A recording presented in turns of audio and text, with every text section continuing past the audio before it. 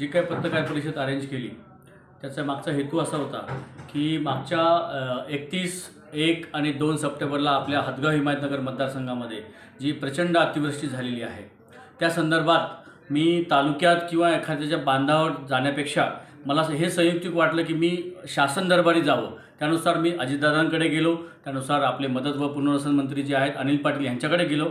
त्यांच्यानुसार त्यांनी पण सांगितलं की बाबा खूप प्रचंड हे नुकसान झालेलं आहे आणि हदगाव हिमायतनगरच्या व्यतिरिक्तसुद्धा तेवढंच नुकसान हे नांदेड जिल्ह्याव्यतिरिक्त तेवढंच नुकसान हे हिंगोली आणि परभणीमध्येसुद्धा झालेलं आहे। त्यानुसार त्यांनी एक दिवसीय तिन्ही जिल्ह्याचा दौरा अरेंज केला होता, आढावा बैठक। आणि त्यांनीसुद्धा म्हटलं की बाबा मी बांधावर जाण्यापेक्षा, बांधावर काय सगळीकडे सारखंच नुकसान आहे, कारण सगळीकडं तेवढंच प्रकारचं नुकसान झालं आहे, याच्यापेक्षा मी आढावा घेतो आणि त्यामध्ये काय चुका आहेत, कुठपर्यंत आपलं प्रशासन काय करतं ह्याबद्दल त्यांनी आढावा बैठक घेतली।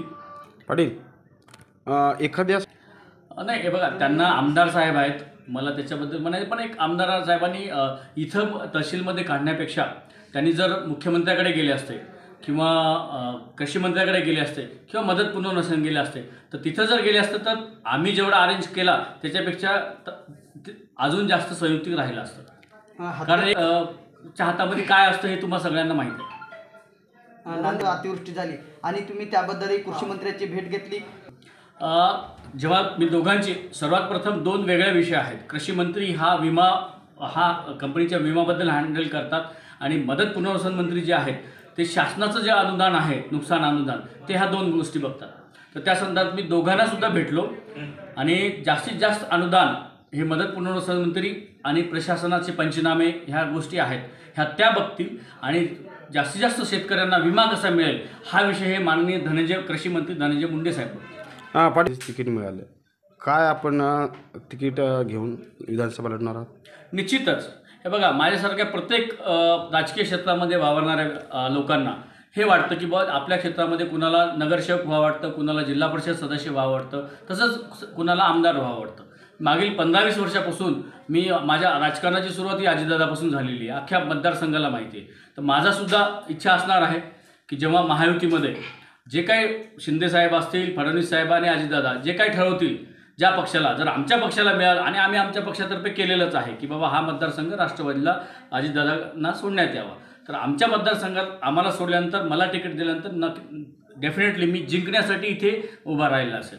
माझ्या माहितीप्रमाणे मी अधिकृत म्हणता येणार नाही, पण सरसकट हे होण्याची सगळ्यांना आणि सरसकट अनुदानाच्या व्यतिरिक्त ज्या शेतकऱ्यांचं मोटर वाहून गेली, ज्या शेतकऱ्यांचं जनावरं वाहून गेले, ज्या शेतकऱ्यांचं स्प्रिंकलर वाहून गेला, ज्या शेतकऱ्यांची पाईपलाईन वाहून गेली, ह्यासाठी हे सरकारतर्फे वेगळा पंचनामा करून अनुदान देण्याची सुद्धा आम्ही शासन दरबारी मागणी केलेली आहे। त्याच्यावर विचार शासन करणं सरकार आले एवढं जे सामान्य माणसापासून शेतकऱ्यांना जे दिलंय ते इतर सरकारने दिले का वाटते, काय वाटते आपल्याला? नाही, मी अगदी म्हणजे 20-22 वर्षापासून सरकार जवळून पाहिले, कारण काँग्रेस राष्ट्रवादीमध्ये असताना 1999 पासून अजितदादा सरकारमध्ये प्रमुख राहिलेले आहेत आणि मी त्यांच्या मार्गदर्शनाखाली राजकारणात प्रवेश केलेला आहे आणि राजकारणात काम केलेलं आहे।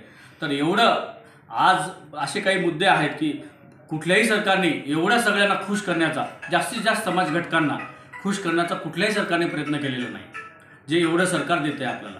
तसे मुद्दे मी सांगितले। अल्पसंख्याकांसाठी आज काँग्रेससोबत असताना अजितदादांनी यांना मौलाना आझाद महामंडळाला 1 रुपया देऊ शकले नाही, पण आज 1000 करोड रुपये आज मौलाना आझाद दिलेले आहेत, जे की म्हणतात की तुम्ही BJP सोबत वा हिंदुत्व सरकार, असं नाही आहे। अजितदादा हे विकासाच्या मार्गावर आणि आपली स्वतंत्र विचारधारा ठेवून हे आज सर्वसामान्यांचे कसे प्रश्न मिटतील, सर्वसामान्यांना कशी मदत होईल ह्या दृष्टिकोनातून सोबत आहेत आणि ते सोबत आहेत याचा रिझल्टसुद्धा आज दिसतोय तुमच्या सगळ्यासमोर। आपल्याला काय वाटतं ह्याबद्दल नो कमेंट्स। हदगाव हिमायतनगर मतदारसंघाचा नाही, अजिबात दिसत नाही, कारण मी म्हणजे माझ्या राजकारणाची सुरुवात मी मुंबईत जॉब करायचो, MBA झालेला आहे। त्याच्यानंतर माझी अजितदादांशी डायरेक्ट ओळख झाली, त्यांनी मला राजकारणात आणलं।